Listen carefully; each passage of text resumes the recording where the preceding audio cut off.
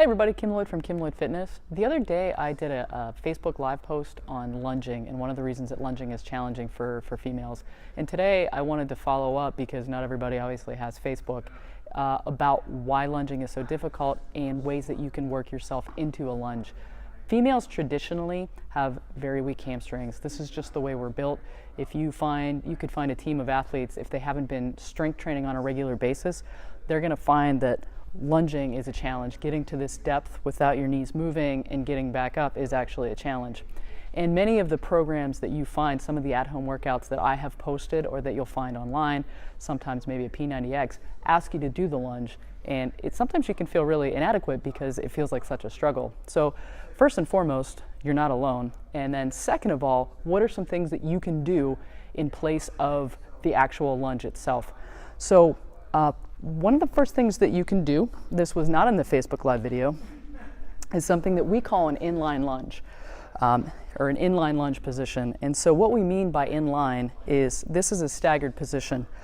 So my center of gravity, I have plenty to balance on. When I move in this case, my left knee, good that I can tell left from right, in front of my right knee, and I'm all lined up, I actually have to work right now to keep from falling over. The second piece of that is we're going to take a kettlebell, you could use a dumbbell as well, and we're going to do a chop. This is called an inline kettlebell rotary chop. And you're starting with the kettlebell down by your thigh, and then you're going up over your shoulder. So from thigh to shoulder, trying to stay balanced as you do it. It's actually harder than it looks, and I'm struggling right now to stay up.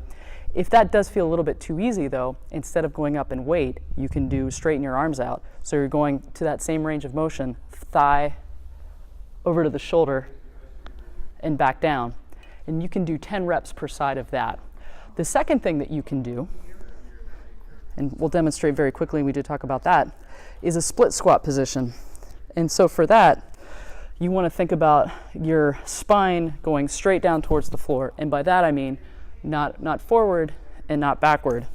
And you can load it with a kettlebell, with a dumbbell, or start with just a body weight squat. And for that, you're going to just drop straight down and come right back up. Go down as far as you can before your knee starts to move. So in the beginning, that might only be halfway until you start to get your hamstrings stronger.